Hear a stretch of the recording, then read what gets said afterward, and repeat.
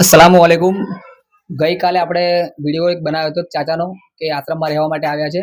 તેવી રીતના જ આજે 24 કલાકની અંદર આણંદના મેમણ સમાજના જે આગેવાનો છે તેમને રૂબરૂ ઘરે આવી અને ચાચાને સમજાવી અને પરિવારમાં જે કંઈ મિસઅન્ડરસ્ટેન્ડિંગ થઈ હતી તેને લઈને આજે ઉકેલ લાવી દીધો છે. 24 કલાકની અંદર રિઝલ્ટ આવી ગયું છે અને એ વિડીયો ખૂબ જ વાયરલ થઈ ગયો હતો. અને આજે ચાચા સાથે જ આપણે વાત કરીએ અને સમાજના આગેવાન છે એમની સાથે પણ વાત કરીશું આપણે. ચાચા, શું નામ છે તમારું? મારું નામ મેમણ અબ્દુલ રહેમાન અહમદભાઈ ટીટી. હા, શું થયું હતું કાલે ઘટના? કાલે જે ઘટના બની હતી મેં તેમાં મેં વિડીયોમાં જે કંઈ મારું બહાર જાહેર કરેલું. હવે અત્યારે સમાજના અગ્રણી લોકો જે બધા ભેગા થયા છે તેમાં જે સમાધાન થયું તેમાં અત્યારે કોઈ જાતનો અત્યારે વિલંબ ના થાય ના એ રીતનું અમારે અત્યારે સમાધાન થયું છે અને એકબીજાથી હરીમળીને રહે એ રીતનું બધું વાતચીત થઈ છે. અને તેની અંદર સમાજના લોકો પણ એના માટે ચિંતાતુર થઈ ગયેલા અને તેમને જે લાગણી દુભાઈ છે એ લાગણીનો આભાર હું માનું છું.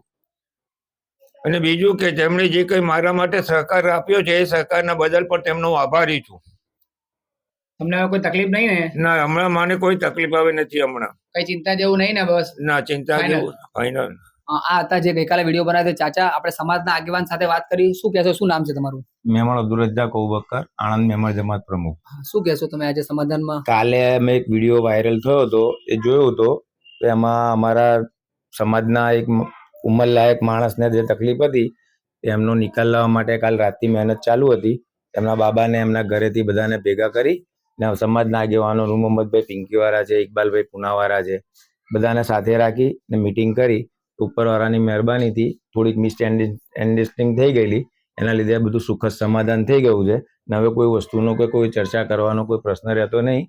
બધા જ રાજી ખુશીથી બધી જ રીતે તૈયાર થઈ ગયા છે. કોઈ જાતની કોઈને હવે ભવિષ્યમાં બી પણ ચાચાને કોઈ તકલીફ નહીં પડે એનું અમે સમાજના આગેવાનો પૂરેપૂરું ધ્યાન રાખીશું. તો આ સમાજના આગેવાનો બાંહેધરી આપે છે કે ચાચાને ભવિષ્યમાં પણ જીવશે ત્યાં સુધી કોઈ તકલીફ નહીં પડવા દે. તો આ મેસેજ વધુમાં વધુ લોકો સુધી જેવી રીતના તમે અગાઉ પહોંચાડો એવી રીતના જ પહોંચાડો કે સમાજમાં આવા પણ લોકો છે કે જે તરત જ રિઝલ્ટ 24 કલાકની અંદર લાવી દીધું છે. હું એમનો પણ આભારી છું કે આજે રિઝલ્ટ લાવ્યો. અને આ મેસેજ આપણે ખાલી મુસ્લિમ સમાજમાં કે મેમણ સમાજમાં નથી, દરેક સમાજની લોકોની અંદર આ ખરેખરમાં જાણવાની જરૂર છે કે જે છોકરાઓ જે બાપની સાથે જે ગેરવર્તન કરે છે એ દરેક સમાજની અંદર કરે છે, ખાલી મુસ્લિમમાં નથી કરતા. તો આ મેસેજ બધા જ લોકોના માટે, બધા જ લોકોને મેસેજ આપ ફોરવર્ડ કરજો જેથી લોકોને પણ ખબર પડે કે ખરેખરમાં બાપ બાપ હોય છે, બેટા બેટા હોતા है.